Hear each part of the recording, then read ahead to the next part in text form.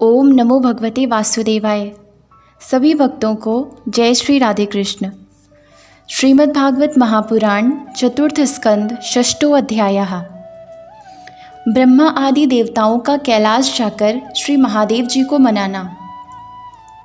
श्री मैत्रेय जी कहते हैं, विदुर जी, इस प्रकार जब रुद्र के सेवकों ने समस्त देवताओं को हरा दिया और उनके संपूर्ण अंग प्रत्यंग भूत प्रेतों के त्रिशूल, पट्टिश, खड्ग, गदा, परिघ और मुद्गर आदि आयुधों से छिन्न भिन्न हो गए, तब वे ऋत्विज और सदस्यों के सहित बहुत ही डरकर ब्रह्मा जी के पास पहुँचे और प्रणाम करके उन्हें सारा वृत्तांत कह सुनाया। भगवान ब्रह्मा जी और सर्व अंतर्यामी श्री नारायण पहले से ही इस भावी उत्पात को जानते थे, इसी से वे दक्ष के यज्ञ में नहीं गए थे।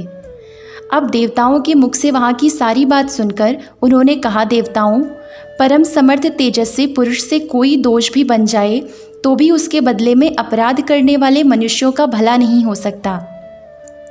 फिर तुम लोगों ने तो यज्ञ में भगवान शंकर का प्राप्य भाग न देकर उनका बड़ा भारी अपराध किया है, परंतु शंकर जी बहुत शीघ्र प्रसन्न होने वाले हैं, इसलिए तुम लोग शुद्ध हृदय से उनके पैर पकड़कर उन्हें प्रसन्न करो, उनसे क्षमा मांगो। दक्ष के दुर्वचन रूपी बाड़ों से उनका हृदय तो पहले से ही बिंद रहा था।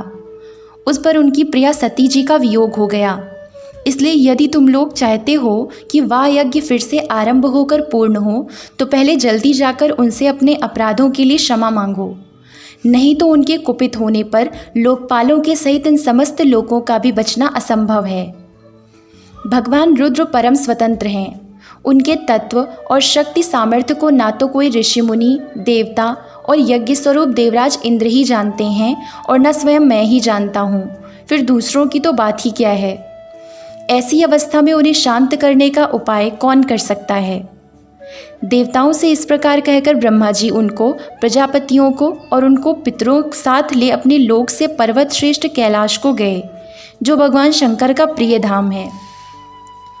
उस कैलाश पर औषधि, तप, मंत्र तथा योग आदि उपायों से सिद्धि को प्राप्त हुए और जन्म से ही सिद्ध देवता नित्य निवास करते हैं।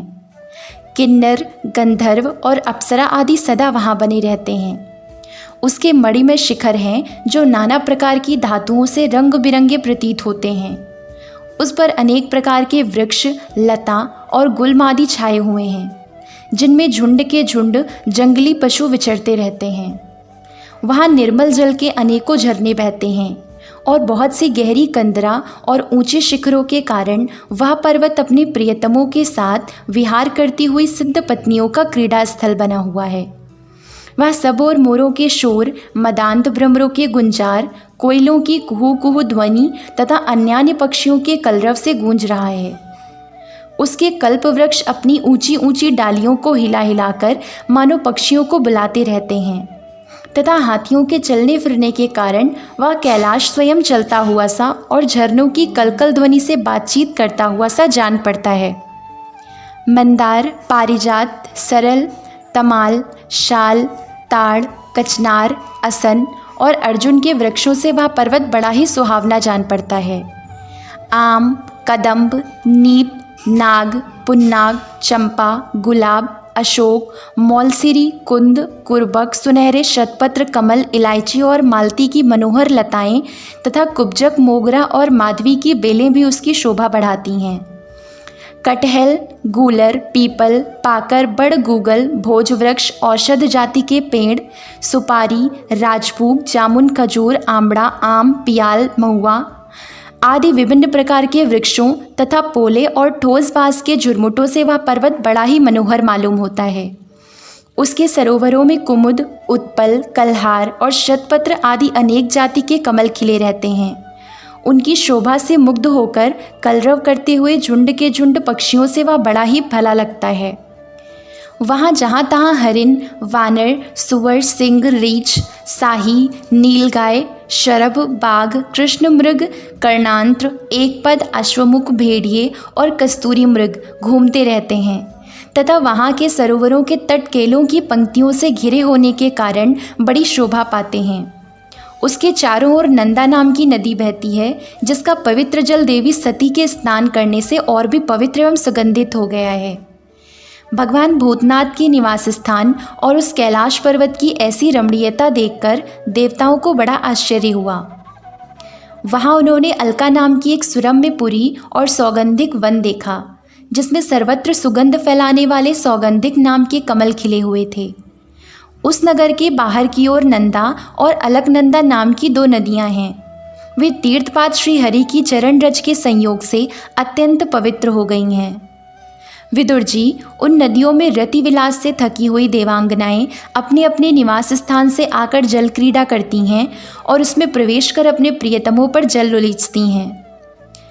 स्नान के समय उनका तुरंत का लगाया हुआ कुछ कुमकुम धुल जाने से जल पीला हो जाता है। उस कुमकुम मिश्रित जल को हाथी प्यास न होने पर भी गंध के लोभ से स्वयं पीते और अपनी हथनियों को पिलाते हैं।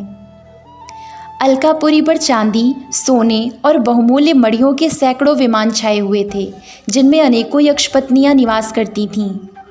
इनके कारण वह विशाल नगरी बिजली और बादलों से छाए हुए आकाश के समान जान पड़ती थी। यक्षराज कुबेर की राजधानी उस अलकापुरी को पीछे छोड़कर देवगढ़ सौगंधिक वन में आए। वह वन रंग बिरंगे फल फूल और पत्तों वाले अनेकों कल्प वृक्षों से सुशोभित था। उसमें कोकिल आदि पक्षियों का कलरव और भौरों का गुंजार हो रहा था तथा राजहंसों के परम प्रिय कमल कुसुमों से सुशोभित अनेकों सरोवर थे। वह वन जंगली हाथियों के शरीर की रगड़ लगने से घिसे हुए हरिचंदन वृक्षों का स्पर्श करके चलने वाली सुगंधित वायु के द्वारा यक्ष पत्नियों के मन को विशेष रूप से मथे डालता था। बावलियों की सीढ़ियाँ वैदूर्य मणि की बनी हुई थीं। उनमें बहुत से कमल खिले रहते थे। वहाँ अनेकों किमपुरुष जी बहलाने के लिए आए हुए थे। इस प्रकार उस वन की शोभा निहारते जब देवगढ़ कुछ आगे बढ़े तब उन्हें पास ही एक वटवृक्ष दिखलाई दिया। वह वृक्ष 100 योजन ऊंचा था तथा उसकी शाखाएं 75 योजन तक फैली हुई थीं। उसके चारों ओर सर्वदा अविचल छाया बनी रहती थी, इसलिए घाम का कष्ट कभी नहीं होता था तथा उसमें कोई घोंसला भी नहीं था। उस महायोग में और मोक्षों के आश्रयभूत वृक्ष के नीचे देवताओं ने भगवान शंकर को विराजमान देखा। वे साक्षात क्रोधहीन काल के समान जान पड़ते थे। भगवान भूतनाथ का श्रीअंग बड़ा ही शांत था। सनंदा आदि शांत सिद्धगण और सखा यक्ष राक्षसों के स्वामी कुबेर उनकी सेवा कर रहे थे।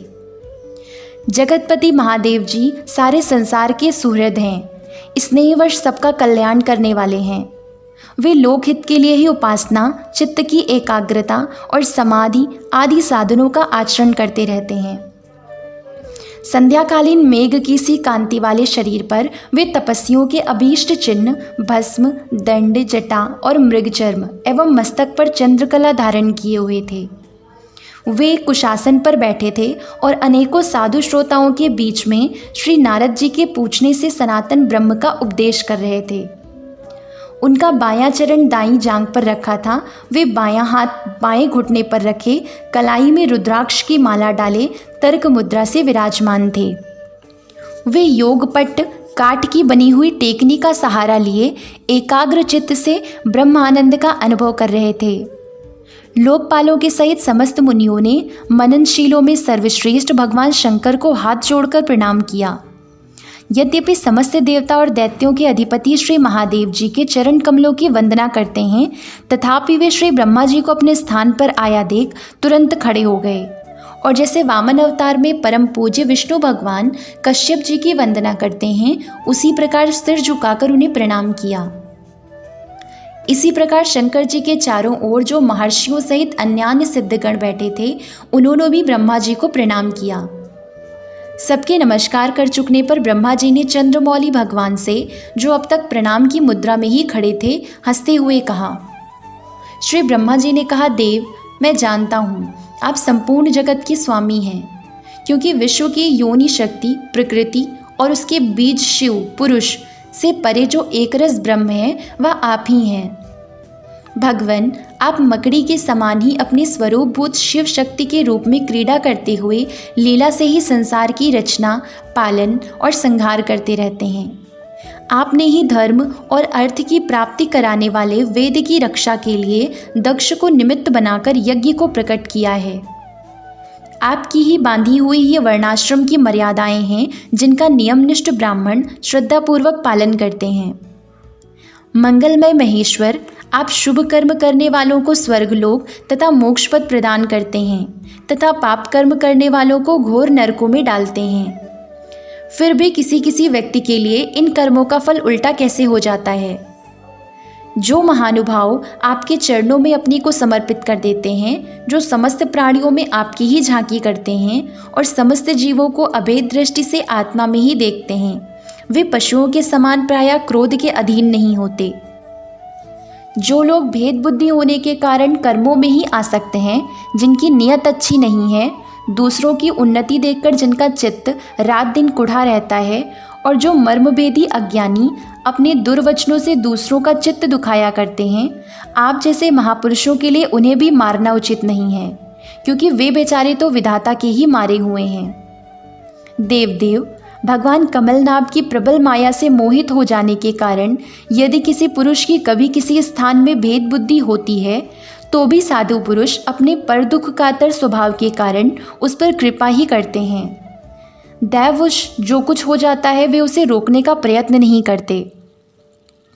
प्रभु, आप सर्वज्ञ हैं। परम पुरुष भगवान की दुस्तर माया ने आपकी बुद्धि का स्पर्श भी नहीं किया है। अतः जिनका चित्त उसके वशीभूत होकर कर्म मार्ग में आसक्त हो रहा हो, उनके द्वारा अपराध बन जाए तो भी उन पर आपको कृपा ही करनी चाहिए। भगवान, आप सबके मूल हैं। आप ही संपूर्ण यज्ञों को पूर्ण करने वाले हैं। यज्ञ भाग पाने का भी आपको पूरा अधिकार है। फिर भी इस दक्ष यज्ञ के बुद्धिहीन याजकों ने आपको यज्ञ भाग नहीं दिया, इसी से यह आपके द्वारा विध्वस्त हुआ। अब आप इस अपूर्ण यज्ञ का पुनरुद्धार करने की कृपा करें। प्रभु, ऐसा कीजिए जिससे यजमान दक्ष फिर जी उठे, भक्त देवता को नेत्र मिल जाएं, भृगु जी की दाढ़ी मूछ आ जाए और पूषा के पहले के ही समान दांत निकल आएं। रुद्रदेव, अस्त्र शस्त्र और पत्थरों की बौछार से जिन देवता और ऋतुजों के अंग प्रत्यंग घायल हो गए हैं, आपकी कृपा से वे फिर ठीक हो जाएं। यज्ञ संपूर्ण होने पर जो कुछ शेष रहे वह सब आपका भाग होगा। यज्ञ विध्वंसक, आज यह यज्ञ आपके ही भाग से पूर्ण हो। ओम नमो भगवते वासुदेवाय। जय श्री राधे कृष्ण।